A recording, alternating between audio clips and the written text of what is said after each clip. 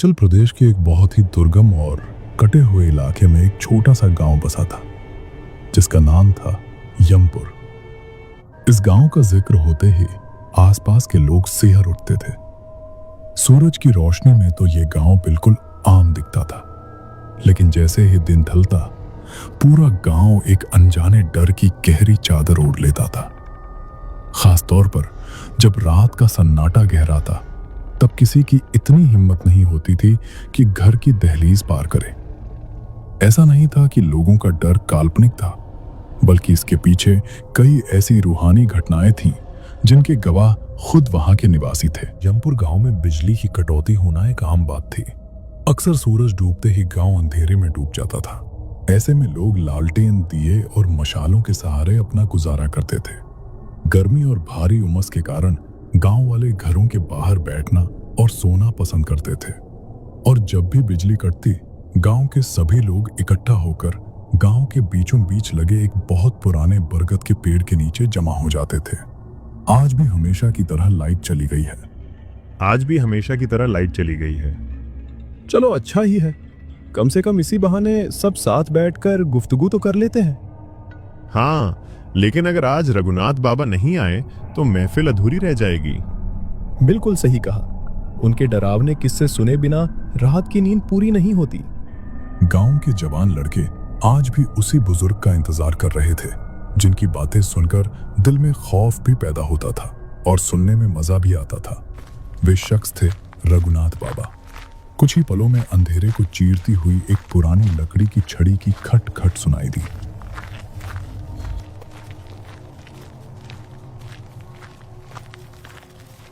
क्या हाल चाल है बच्चों? लगता है आज फिर मेरा ही रास्ता देख रहे थे तुम सब। हाँ बाबा, आपके बिना ये रात और ये सन्नाटा खाली खाली सा लगता है। बाबा, जो किस्से आप हमें सुनाते हैं, क्या वो वाकई आपकी आप बीती है या फिर महज एक कहानी? बेटा, मैं इस पूरे इलाके का सबसे उम्र दराज आदमी हूं। मेरी उम्र 70 साल से भी ऊपर है। अपनी जवानी में सरकारी काम के सिलसिले में मैंने कई अनजाने गांव और शहर देखे हैं। मैं जो कुछ सुनाता हूं वो कोई मनगढ़ंत किस्सा नहीं, बल्कि मेरी जिंदगी में घटी सच्ची घटनाएं हैं। तो बाबा, क्या आपने अपनी इन आंखों से सच में कभी किसी रूह या प्रेत को देखा है? देखा है बेटा, और बहुत करीब से देखा है। ये उस समय की बात है जब मैं जवान था और मेरी उम्र करीब 25 साल रही होगी। मेरी नौकरी तब हिमाचल के ही एक दूर दराज गांव में थी। बरसात का भयानक मौसम था।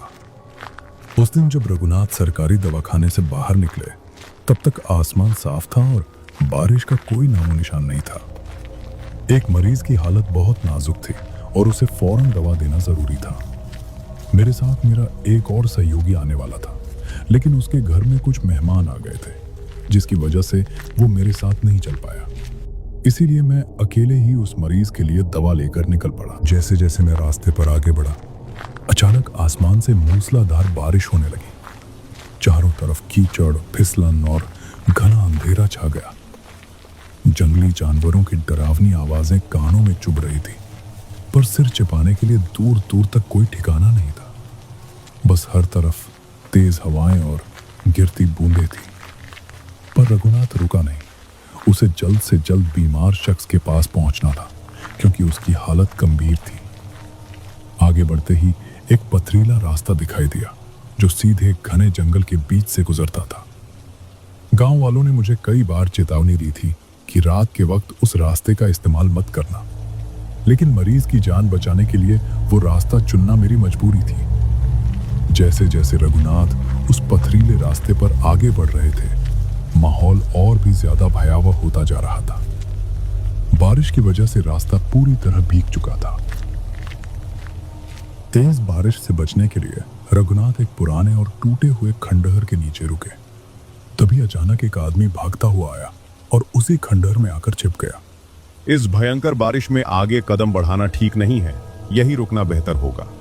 हाँ भाई, आप सही कह रहे हैं। वैसे आपको जाना कहाँ है? मुझे पास के ही गांव तक जाना है। तभी एक डरावनी आवाज गूंजी। उमड़ घुमड़ कर बादल छाए, कोई भी अब बच न पाए। उमड़ घुमड़ कर बादल छाए, कोई भी अब बच न पाए। वह आवाज इतनी करीब थी मानो कोई बिल्कुल कान के पास आकर फुसफुसा रहा हो। दोनों घबराकर बांस के एक घने झुरमुट वाले जंगल में पहुंच गए। अंधेरा इतना घना था कि रास्ता सिर्फ अंदाजे से तय करना पड़ रहा था। तभी आसमान में बिजली कड़की और पेड़ों के बीच एक छोटी लड़की खड़ी दिखाई दी। उसके बाल बिखरे हुए थे और वो पूरी तरह खून से सनी हुई थी। उसे देखते ही दोनों के होश उड़ गए और वे वहां से पागलों की तरह भागने लगे। डर के मारे दोनों की सांसें फूल रही थी। भागते भागते वे वापस उसी पुराने खंडहर के पास आ गए। ऊपर से लगातार जोरदार बारिश हो रही थी। वो थमने का नाम नहीं ले रही थी और वही खौफनाक आवाज बार बार गूंज रही थी। उमड़ घुमड़ कर बादल छाए, कोई भी अब बच न पाए। मुझे नहीं लगता कि यहाँ रुकना सुरक्षित है। चलो यहाँ से निकलते हैं। हाँ, मुझे भी यही डर सता रहा है। दोनों फिर से आगे बढ़े। चलते चलते रास्ते के किनारे उन्हें एक बैलगाड़ी खड़ी दिखाई दी। उन्हें देखकर दोनों की जान में जान आई।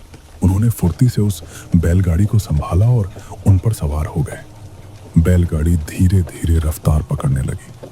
वो डरावनी आवाज अब धीमी होने लगी थी, पर बारिश अब भी वैसी ही थी।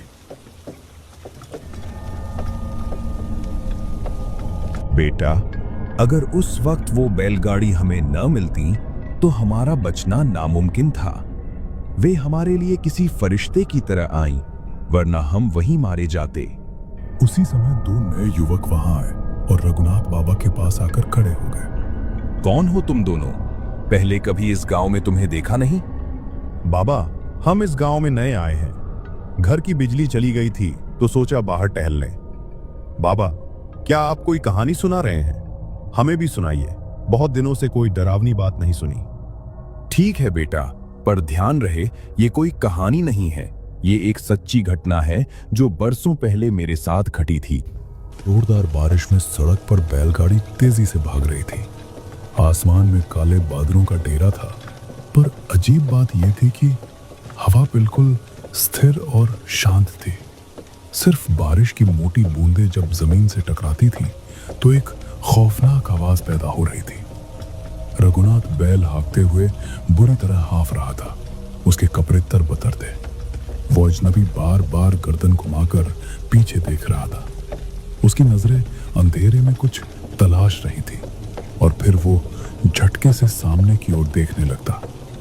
बारिश उसके चेहरे को भिगो रही थी, पर उसकी निगाहें बार बार पीछे घने जंगल की ओर ही जा रही थी। रघुनाथ पूरी ताकत से बैलों को दौड़ा रहा था। सांसें उखड़ रही थी, लेकिन रफ्तार कम नहीं हो रही थी। कीचड़ भरी सड़क पर बैलगाड़ी डगमगा रही थी, लेकिन रघुनाथ का संतुलन सिर्फ उस डर की वजह से बना हुआ था। रास्ता बिल्कुल वीरान था और जंगल इतना करीब था मानो कोई अदृश्य ताकत उनके साथ साथ चल रही हो। बाबा, पर वो अजनबी आपके साथ क्यों आ रहा था? उसका गांव तो नजदीक ही था और उसके पास तो सवारी भी थी। हाँ बाबा, विकास की बात में दम है। क्या वो उस साई के डर से अपने घर का रास्ता भूल गया था? नहीं बेटा, वो आदमी रूहानी तौर पर टूट चुका था। उस लड़की की डरावनी छवि उसके जहन में बैठ गई थी और जिस रास्ते पर वो लड़की खड़ी थी वही उसके गांव जाने का इकलौता रास्ता था। इसी डर के मारे वो मेरे साथ आ रहा था। फिर आगे क्या हुआ बाबा? बेटा, हम जैसे तैसे उस बीमार शख्स के घर पहुंचे। बारिश अब रुक चुकी थी, लेकिन रास्ता अब भी कीचड़ से लथपथ था। गांव के बिल्कुल अंत में एक जर्जर सा मकान था। दीवारों पर सीलन के काले धब्बे थे और छत से पानी की बूंदें टपक रही थीं। मैंने किसी तरह मरीज को खटिया पर लिटाया। उसकी सांसें उखड़ी हुई थी और आंखें आधी खुली थी, जैसे वो कुछ ऐसा देख रहा हो जो हमें दिखाई नहीं दे रहा था। मैंने उसका उपचार शुरू किया। दवा देते समय उसके शरीर में एक अजीब सी थरथराहट थी। कमरे के भीतर ऐसी ठंडक थी जिसे महसूस कर रोंगटे खड़े हो जाएं, जबकि बाहर का मौसम सामान्य हो चुका था। मरीज की पत्नी खामोशी से एक कोने में खड़ी थी। उसकी आंखों में बेतहाशा थकान और दहशत साफ झलक रही थी। इलाज पूरा होने के बाद उसने बिना कुछ कहे हमें बैठने का इशारा किया और कुछ ही देर में हमारे लिए चाय ले आई। चाय की भाप उठ रही थी, लेकिन कप को छूते ही उंगलियों में एक बर्फीली ठंडक का एहसास हुआ। पूरे घर में कोई शोर नहीं था, न किसी परिंदे की आवाज, न कोई और आहट। बस दीवार पर टंगी एक पुरानी घड़ी थी जिसकी सुइयां ठहरी हुई थी।